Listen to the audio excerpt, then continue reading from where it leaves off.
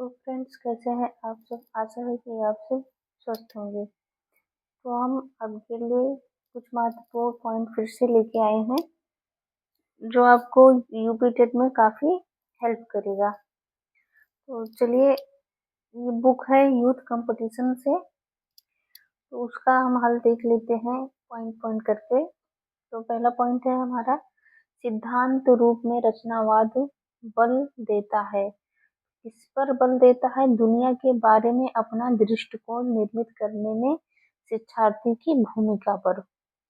अगला पॉइंट है आपका, प्राथमिक शिक्षक के लिए बाल मनोविज्ञान का ज्ञान आवश्यक है क्योंकि यह बच्चों के व्यवहार को समझने में शिक्षक की सहायता करता है। अगला पॉइंट है, आधुनिक मनोविज्ञान का अर्थ है व्यवहार का अध्ययन। अगला पॉइंट है, शिक्षा मनोविज्ञान की उत्पत्ति का वर्ष माना जाता है तो 1920।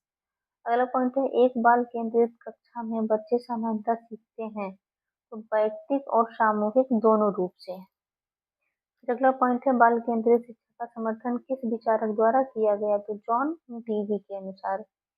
अगला पॉइंट है, प्रगतिशील शिक्षा के संदर्भ में समान शैक्षिक अवसर से अभिप्राय यह है कि सभी छात्र ऐसी शिक्षा पाएं जो उनके लिए अनुकूलन हो तथा उनके भविष्य के कार्यों में सहायक हो। फिर अगला पॉइंट हम देखते हैं,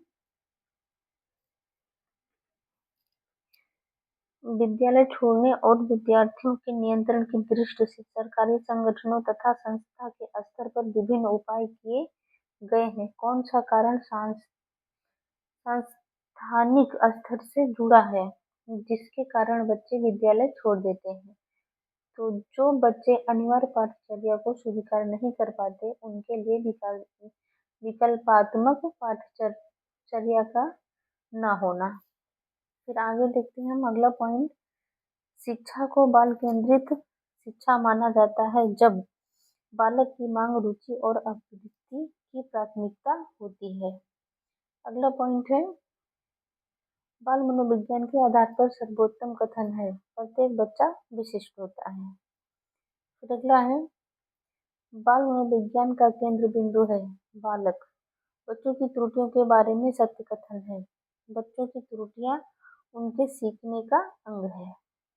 बच्चे जब यानी कि गलतियां करते हैं तो बच्चे उसमें सीखते हैं, इससे यानी कि त्रुटि करना भी आवश्यक होता है।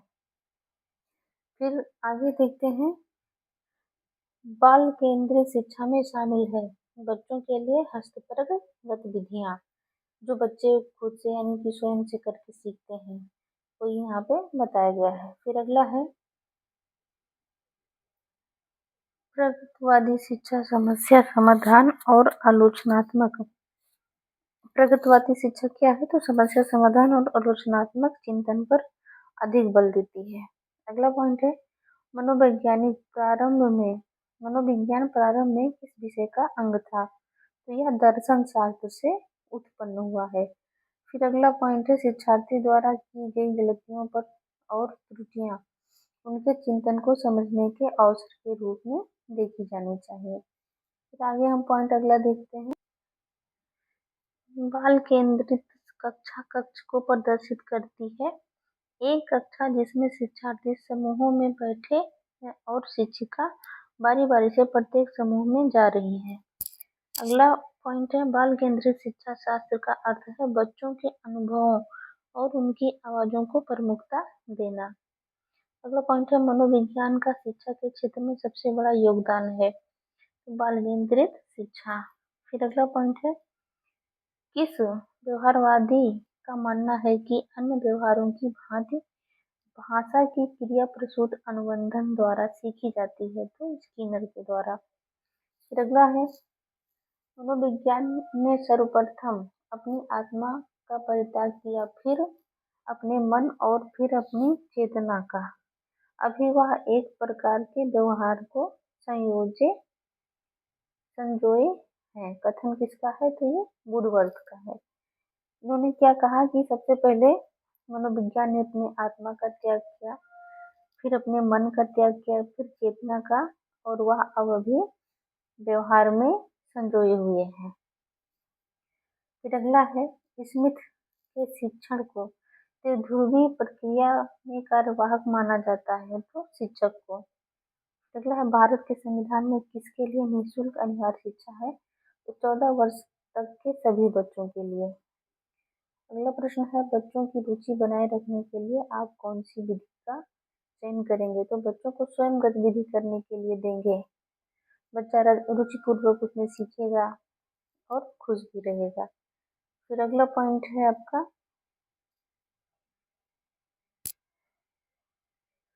शिक्षण से अधिगम पर बल देने वाला परिवर्तन हो सकता है बाल केंद्रित शिक्षा पद्धति अपनाकर। फिर अगला है, जॉन बीबी द्वारा समर्थित लैब विद्यालय के उदाहरण है, तो प्रगतिशील विद्यालय।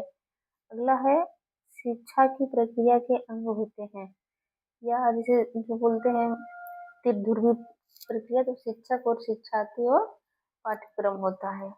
फिर अगला है, प्रोजेक्ट शिक्षण विधि संबंधित है, तो किलपैट्रिक और जॉन डीबी से। फिर अगला पॉइंट है हमारा, बाल केंद्रित कक्षा की एक प्रमुख विशेषता है कि उसमें शिक्षक के मार्गदर्शन से शिक्षार्थियों को अपनी स्वयं की समझ का निर्माण करने के लिए उत्तरदायी बनाया जा सकता है। फिर अगला पॉइंट है, बच्चों में ज्ञान की रचना करने और अर्थ का निर्माण करने की क्षमता होना एक परिप्रेक्ष्य में एक शिक्षक की भूमिका है, तो निर्देशक की। फिर आगे है, प्रगतिशील शिक्षा में अपरिहार्य है कि कक्षा कक्ष लोकतांत्रिक होता है और समझने के लिए बच्चों को पर्याप्त स्थान दिया गया होता है।